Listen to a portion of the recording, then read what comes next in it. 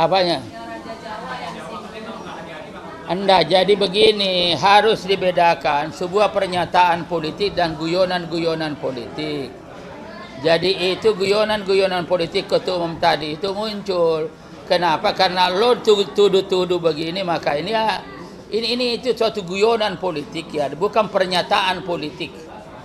Itu yang harus kita pahami. Ini kan banyak orang lagi guyonan politik dianggap ini adalah pernyataan politik. Pernyataan politik itu adalah sikap. Ya, tetapi kalau guyonan politik ya ini nih, lo kan yang banyak bicara masalah ini dan lain-lain sebagainya. Apalagi kan dulu itu ada isu-isu bahwa Pak Jokowi dianggap Raja Jawa, lalu ke ini. Nah ini kan Pak Ketua Umum tadi, karena memang salah satu tema sentral yang disampaikan di dalam pidatonya itu adalah merespon isu-isu yang berkembang, jadi baka ya yang dimunculkan dalam masyarakat, maka dia juga menanggapinya dengan suatu guyonan-guyonan politik. Hati-hati nanti kalau misalkan di sini ya, Golkar ini ada Raja Jawa, hati-hati. Nah, kan itu adalah guyonan-guyonan politik yang disampaikan oleh Ketua Umum, bukan pernyataan sikap politik. Nah,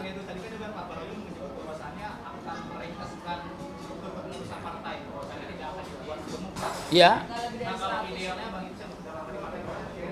Jadi memang kan begini, tema sentral yang disampaikan oleh Ketua Umum itu adalah penataan kelembagaan partai dalam rangka untuk penyederhanaan kepengurusan.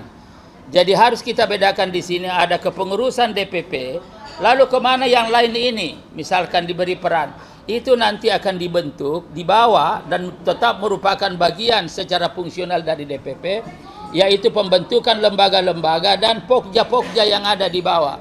Dan ini nanti pasti akan menghimpun banyak lagi, bukan hanya yang ada sekarang, tapi semua yang berminat untuk ikut aktif di Partai Golkar itu akan diberi ruang pada lembaga-lembaga yang ada, pada pokja-pokja yang ada, dan di situ lebih bebas mestinya.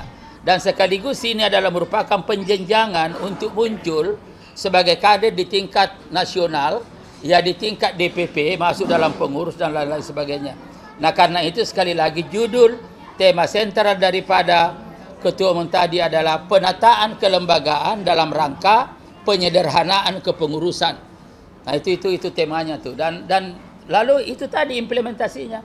Di sini mungkin 75 atau 100, tapi mana orang-orang yang lain itu akan diberikan peran pada lembaga-lembaga, pada pokja-pokja yang dibentuk pada tingkat yang ada di situ, yang secara fungsional merupakan bagian daripada ya koordinasi pada DPP, dan sekaligus itu adalah proses kaderisasi, pemberian peran. Karena kaderisasi itu jangan ditanggapi hanya sekedar ada pidato-pidato, tetapi pemberian peran, penugasan ya baik di pokja-pokja maupun di mana saja, itu adalah merupakan bagian daripada proses pengkaderan Partai Golkar.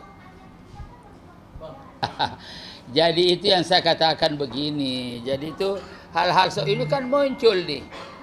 Ini tetapi kita di Golkar, saya sampaikan kepada Ketua Umum sebelum jadi Ketua Umum, ini banyak sekali ini pikiran, saya katakan kita alhamdulillah. Artinya aspirasi yang berkembang dalam masyarakat itu adalah tanda cinta rakyat kepada Golkar dengan berbagai pikiran-pikiran yang ada. Apanya? Anda jadi begini, harus dibedakan sebuah pernyataan politik dan guyonan-guyonan politik. Jadi itu guyonan-guyonan politik Ketua Umum tadi itu muncul. Kenapa? Karena lo tuduh-tuduh begini, maka ini itu suatu guyonan politik ya, bukan pernyataan politik. Itu yang harus kita pahami. Ini kan banyak orang lagi guyonan politik dianggap ini adalah pernyataan politik. Pernyataan politik itu adalah sikap. Ya, tetapi kalau guyonan politik ya ini nih, lo kan yang banyak bicara masalah ini dan lain-lain sebagainya. Apalagi kan dulu itu ada isu-isu bahwa Pak Jokowi dianggap Raja Jawa, lalu ke ini. Nah ini kan Pak Ketua Umum tadi, karena memang salah satu tema sentral yang disampaikan di dalam pidatonya itu adalah merespon isu-isu yang berkembang, jadi baka ya yang dimunculkan dalam masyarakat, maka dia juga menanggapinya dengan suatu guyonan-guyonan politik. Hati-hati Nanti kalau misalkan di sini ya, Golkar ini ada Raja Jawa, hati-hati nah. Kan itu adalah guyonan-guyonan politik yang disampaikan oleh Ketua Umum, bukan pernyataan sikap politik. Nah,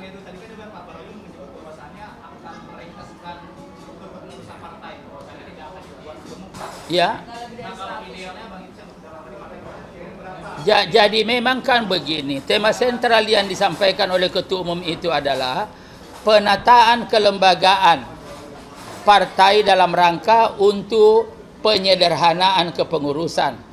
Jadi harus kita bedakan di sini ada kepengurusan DPP, lalu kemana yang lain ini, misalkan diberi peran, itu nanti akan dibentuk, dibawa dan tetap merupakan bagian secara fungsional dari DPP, yaitu pembentukan lembaga-lembaga dan pokja-pokja yang ada di bawah. Dan ini nanti pasti akan menghimpun banyak lagi, bukan hanya yang ada sekarang, tapi semua yang berminat untuk ikut aktif di Partai Golkar itu akan diberi ruang pada lembaga-lembaga yang ada, pada pokja-pokja yang ada, dan di situ lebih bebas mestinya. Dan sekaligus ini adalah merupakan penjenjangan untuk muncul sebagai kader di tingkat nasional, ya di tingkat DPP, masuk dalam pengurus dan lain-lain sebagainya. Nah karena itu sekali lagi judul tema sentral daripada Ketua Umum tadi adalah penataan kelembagaan dalam rangka penyederhanaan kepengurusan. Nah itu temanya tuh. Dan lalu itu tadi implementasinya.